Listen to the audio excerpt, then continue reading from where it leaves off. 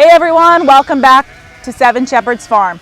Today we're going to move this large group again. I think since our last video we've moved them once since then, so we didn't take you along on that move, but we're going to take you along today. Today they're going to go through like a really small like 2-acre bottom field, and we're going to let them actually into that one and the next larger bottom field. So anyways, today basically we're just going to kind of open the gate and let them come through and move at their own pace, because as you'll be able to see here in just a minute, but anyways, they're just going to go through a gate and then they'll be in a very large paddock. There's a lot of clover in this big bottom field where they're moving, and that's the reason we did not move them yesterday. Normally, like, we should have moved them yesterday or the day before, but we've had a couple inches of rain over the last couple of days, and there's a lot of fresh clover down there in that bottom field, and so we didn't want to take any chances of bloat risk. So anyways, this afternoon everything's kind of dried out a little bit, and the sun's kind of come out, so we feel it's safe enough to move them. The clover's dry enough to be able to move them, and we have to move them because they are dying to move. So anyways, they still have plenty of grass in here, but they're ready. They're used to being moved every day. So anyways, they've been in here for 3 days now, and so they're ready to get going. I think we are close to being lambed out. As far as like when we took the rams out, we would only have another 2 weeks left, but it's really slowed down on the lambing. We might get 2 or 3 a day now, where before we were getting close to 20 to 30 a day. So it's really slowed down on the lambing. We think we're about done with that. So that's kind of nice. All these babies are getting big enough to move along with us. So anyways, follow along with us today. This is kind of a really cool move. You can kind of see them all coming off this hillside and into the gate, and it looks really cool whenever we do this every time. So it'll make for a great video for you guys to watch today. And then after this, we're going to go over our market report from our rams that we sold 2 weeks ago. And because we haven't gotten to do that yet, we just got the check in the mail. So we're going to go over that market report and kind of tell you what we learned from having winter lambs and having to sell them in May. So follow along with us today and stay tuned for the market report. Okay, so here's the group. Jake's gonna just pull the mule through. We won't have to call them or anything today. They're ready. They're ready. We kind of let them sit down here for a while so they could get their lambs gathered up. So here's the gate they're going into. This is that really small little bottom field, and then the next gate's open as well. So we'll see how far they go here.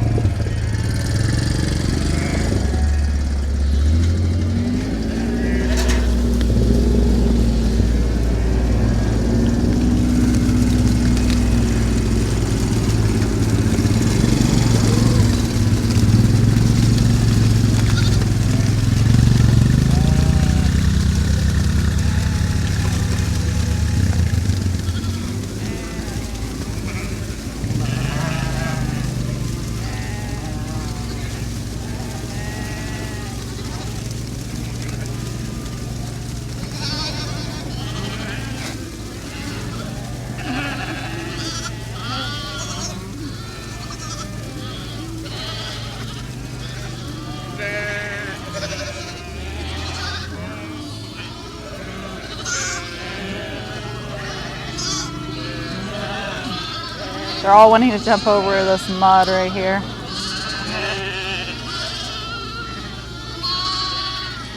So many of them are shedding their hair coats too. These are, being hair sheep.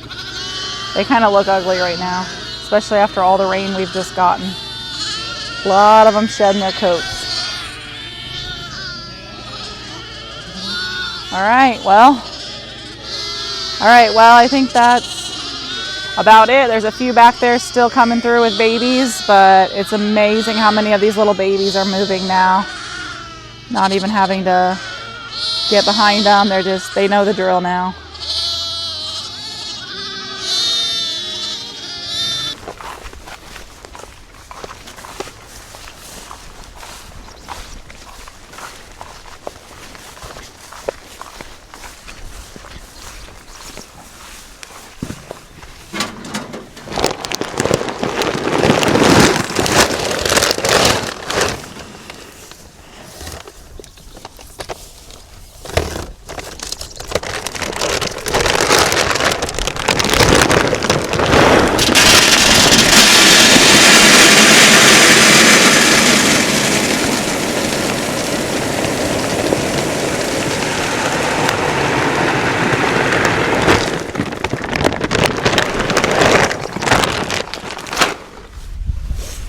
All right, so we got the sheep moved into the big bottom here, where they'll be for the next couple days.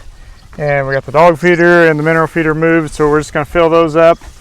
And I was gonna show you a little bit about how we made this dog feeder and how it works. And Molly's gonna give us a demonstration here. So, do Molly. Basically, this keeps the sheep out, so we can leave the dog feeder out in with the sheep at all times, and the dogs, they can go in and out as they wish. And we try to keep this full. We try to keep it from running out. So then basically they don't fight over the food so much. But because we have 5 dogs in here right now. But if you haven't seen this style, I got this from Greg Judy's YouTube channel. He makes one similar to this. But it has this 2x4 out front. It's just on old telephone pole skids. And kind of the key measurements here are, there's about 18 inches or so in between the 2x4 and this panel. Yep. And then between the panel and the ground, it's about 10 inches.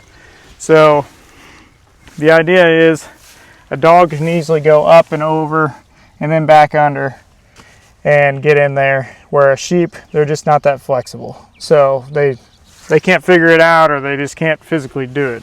Maybe a baby I've only seen one sheep in there ever, and it was a lamb. Yeah. So, and it wanted out bad. Maybe a baby lamb, tiny lamb. Yeah, tiny lamb. That's the only one that's ever gotten in, and it was really wanting out of there. So I've never seen a full-size sheep in there. So it does work. We've been using this thing for like 5 years, and we just pull it behind the four-wheeler when we move from field to field. And then this is just a hog panel that is bent into a rectangle. It's approximately 3 foot wide by 5 foot long. So, and then then Max zip tied the end about 25 times so that it will not come undone. Right? No, 4 times. That's right. And then our dogs, I don't know why, they can't seem to figure out this flap, no matter how old they get. Some of them will, Molly. And then half of them, they'd practically starve to death out here if you don't prop it open. There's some Molly in there. Yeah, Molly figured it out, but a lot of them don't figure it out. So we just put a rock in there and holds it open.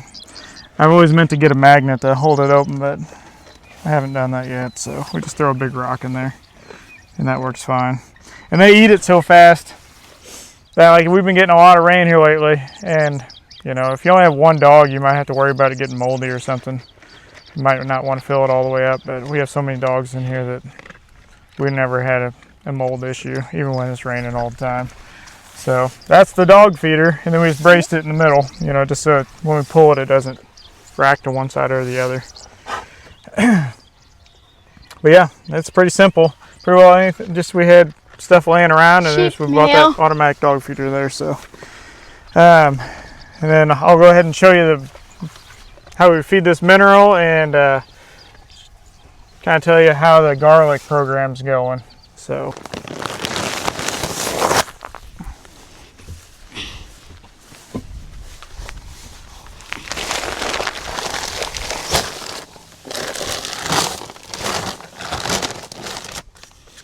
thanks, Max.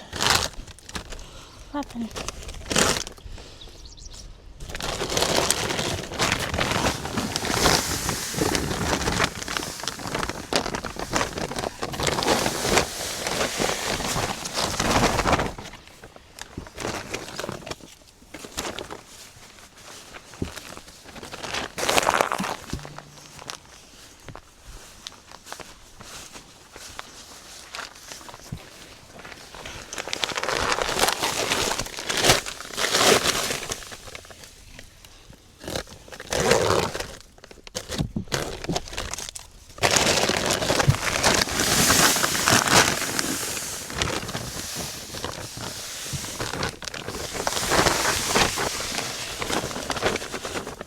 So we get a lot of questions about mineral and kind of what mineral program we use, and so we like to keep it fairly simple. So we went to this. It's just a mix. Everything's all included in one bag. It's not all individual ingredients. So, and then we just dump it in this 3-compartment mineral feeder here. We pull it. I put a tire around it. This is something we bought at MFA. And then I just put a tire around it so we could pull it and it wouldn't break the plastic on it. So, but the mineral we actually use, so this is from Millbank Mills. It's in Chillicothe, Missouri. It's a, I guess it's a blend that one of our friends came up with, and we bought sheep from him, and we liked his sheep the best, so we decided to start going with his mineral, and I think they've really done well on it. So we started that, I guess it was back in December, so about 5 or 6 months ago. And yeah, I think our sheep have really done well on this. I don't know if there's necessarily anything super special about it. It does have a lot of copper compared to like just a generic blend that you'll buy from like your feed store. But yeah, they've really done well on that. Like I said, it's Millbank Mills in Chillicothe, Missouri is where we actually get it blended. So I guess the secret ingredient, at least during the summer months, is the garlic. So I'm gonna put that in there, and that's really helped us with the ticks. So earlier this spring, back when the ticks like just started coming out, they were absolutely loaded with them. And we needed to do something about it. So then we remembered that we actually had all this garlic from last year. Last year we had a little bit different mineral program, but we were using garlic on it too. But it has really cut down on the tick population on our sheep. I caught some the other day just to see how the ticks were on them, and there weren't hardly any. Basically, each one probably had 5 ticks on it, where before they probably had 100. So here's all we do. I just have a little, what is that, a quart scooper, so 32 ounce, and I just put 2 bags of mineral in there, and I'm gonna put, this is not exactly a precise measurement, I'm gonna put 2 big scoops in basically. So for every bag I put one of these containers in, which is probably quite a bit. So, but this garlic isn't cheap. I think it was like $300 for the 6-pound or 6-gallon bucket. But it's worth it. You don't have to work your sheep to get the ticks off. You just add it to the mineral. It's super easy. And yeah, like I said, we've had a lot of success with it this year. They were absolutely loaded down with them earlier in the spring. So made a huge difference. You get the garlic just from your local MFA. Yeah, MFA carries the garlic, so I'm sure the Millbank Mills would probably carry it too if you wanted to get it all in one place. I'm not sure, I didn't ask them. But then I just mix it by hand. We had a video where I was using gloves the last time, and I said I probably wouldn't mix this barehanded, but you know what? After you do it a few times, you just start getting, you start caring less, I guess. I'll just smell like garlic for a day or so. Keep the ticks off me. Max will smell good.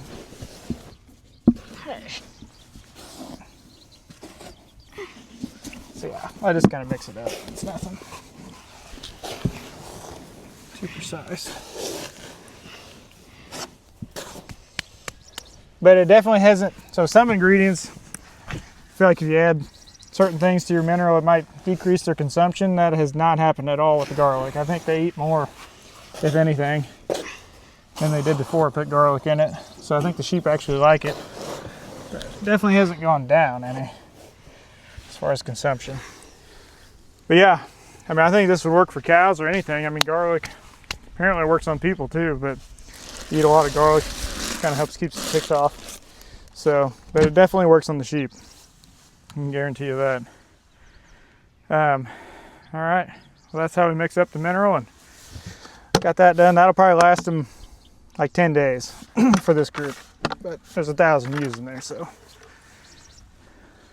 Okay, so now we're going to go over that report from our check that we got from the sale in Norwood a couple weeks ago whenever we sent our ram lambs from the winter time. So we're just going to kind of talk about how the market is right now and what we got for those ram lambs. Yeah, so we're trying to push these ewes, the lambs. So these are the surprise lambs that we had back in January, more or less, January, February. So we knew the market was going to fall off around this time of year, so we tried to kind of push them and try to rig up a creep feeder and get some feed into them and all kinds of things that we normally don't do to get weight on them fast. Well, I guess it worked to a certain extent, but not nearly fast enough because they still weren't very big.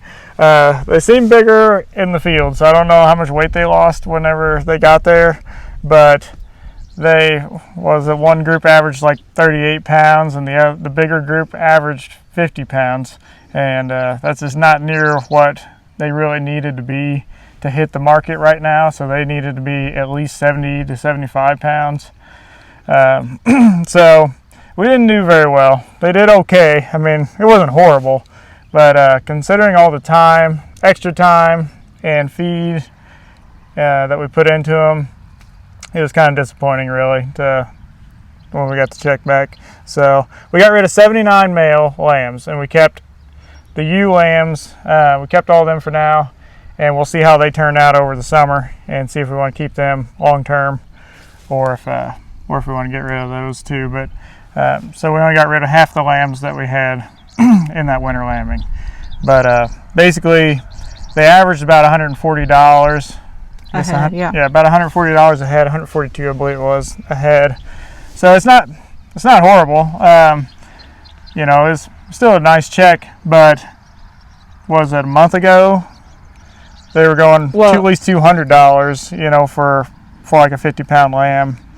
In February, whenever we sent our group from last spring, they were bringing $4 a pound. Yeah. So basically, and we didn't do anything. We had $0 input cost for those our lambs last year. We just they just stayed on their mom until we sold them. So anyways, I guess that's kind of what we're getting at. Lambing in May, keeping them till January, and selling them by not putting any extra feed costs and things into them. The market's just way higher in January and February than it is in the spring and summer months.